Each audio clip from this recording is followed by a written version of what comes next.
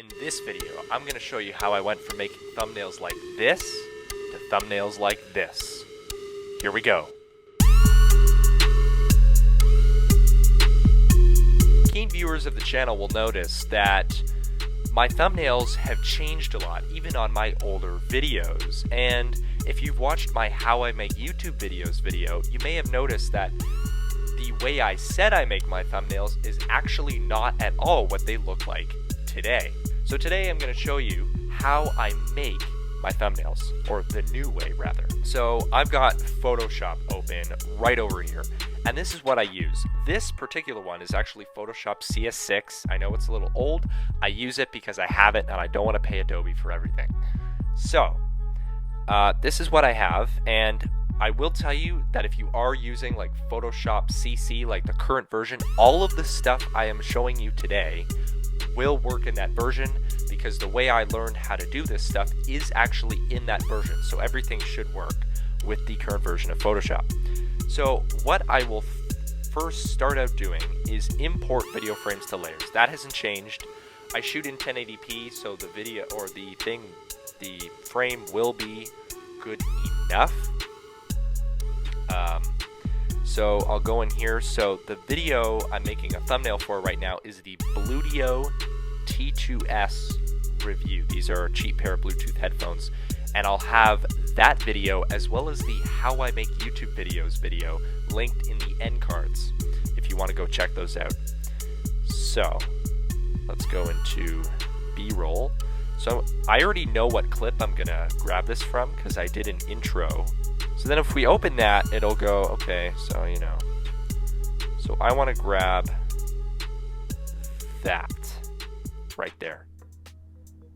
So I'm going to go selected range only, kind of drag these in so we're only doing the thing I want.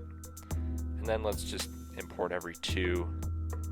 Bam, we end up with 9. So then what I'm going to do is I'm going to put it, I'm going to cut this out in a second, but first I need a background to put it on. So this is where things can get a little bit controversial.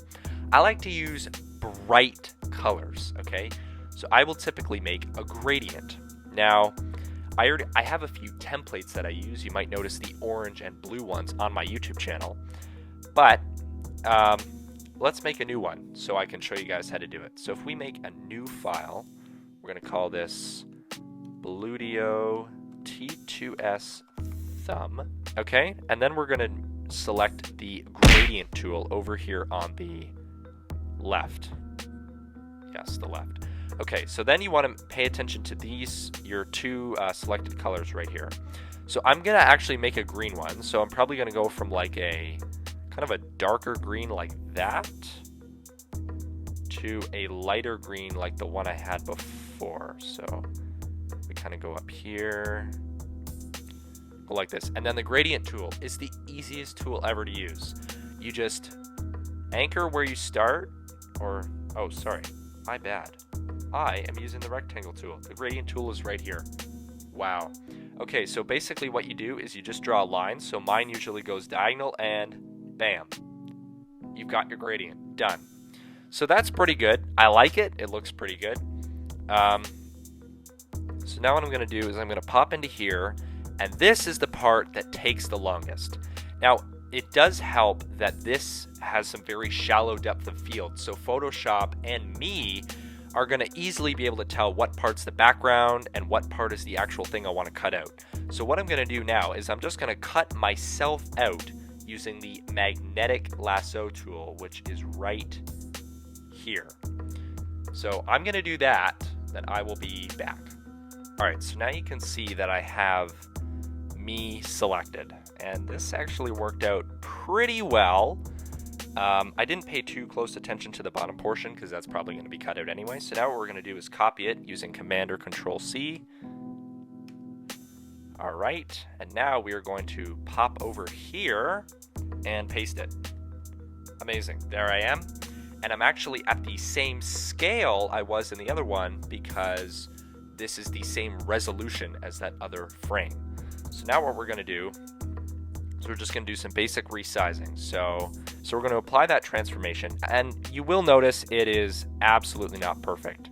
So if we want to fix that, what we can do is we can just grab the quick selection tool, just kind of go in here, kind of clean up some of these things.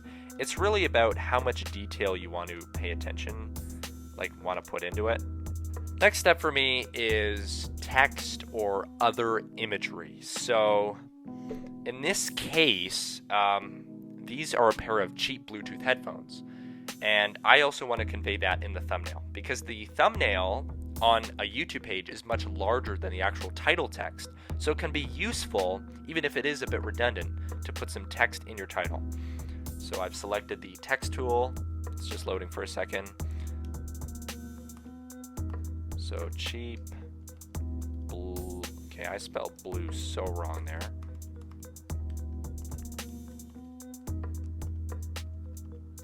Okay, so this text is obviously not going to fit.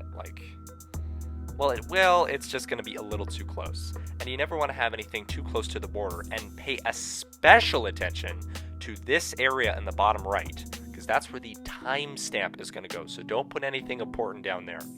That's why I usually err to the side of putting my image on the left.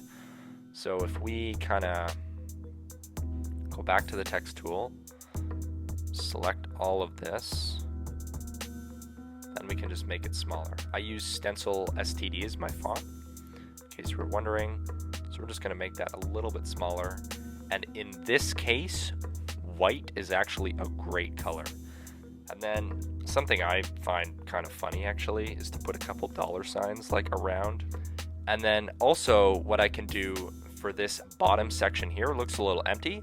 So what I'm going to do is I'm just going to go and find a kind of a PNG or a JPEG of the actual Bluetooth logo. All right, so I found this great Bluetooth PNG online. So I'm just going to hit Command A to select everything, Command C to copy, Command D to deselect, and then Command V over here to paste it.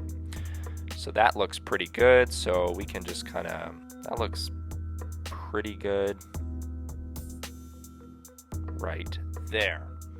And then, or actually, I'll probably leave this over to the side like this, because as I mentioned, the timestamp will be right here. All right, so here we are.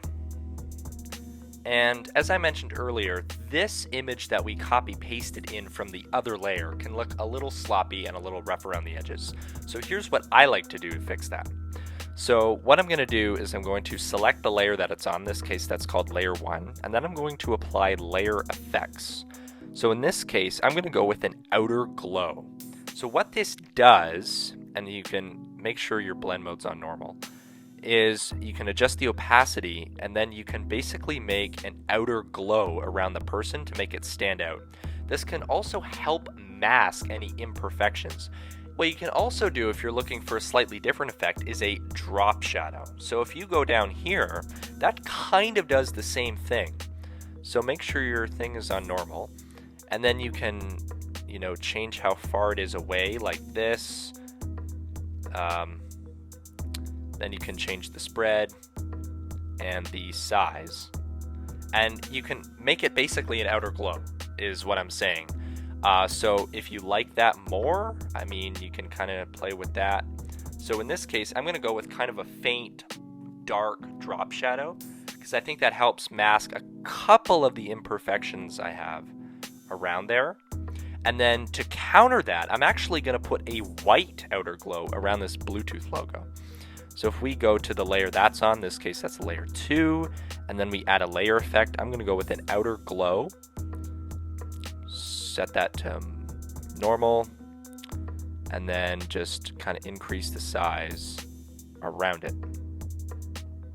And then something you can also do with this, I'll show you as an example on here with these $signs, is you can go to layer effects and you can add a stroke.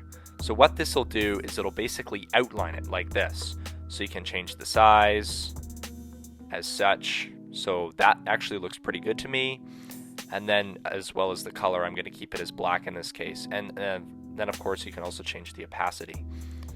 So So then we should probably just move that out because it's now a lot thicker than it was.